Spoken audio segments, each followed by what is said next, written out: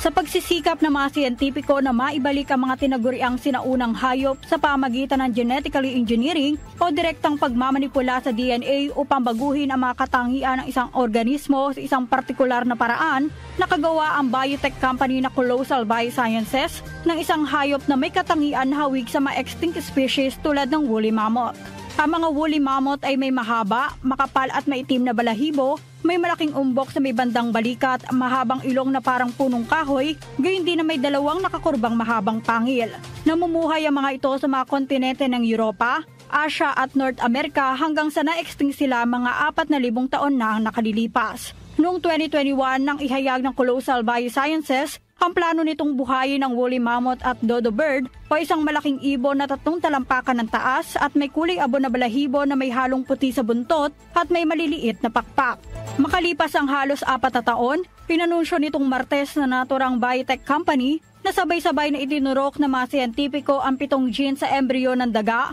upang malikha ang tinawag nilang colossal woolly mouse na may mahaba at makapal na balahibo. Ayon sa Colossal Biosciences, nakatuon muna sila sa mga daga upang kumpirmahin kung gumagana ang kanilang proseso bago potensyal na magpatuloy sa mga embryo ng Asian elephants, ang pinakamalapit na nabubuhay na uri ng hayop na nauugnay sa mga woolly mammoth. Gayunpaman, sinabi ni Colossal CEO Ben Lam na dadaan pa sa maraming proseso at red tape bago maaaring isulong ang kanilang plano dahil endangered species na ang mga Asian elephant.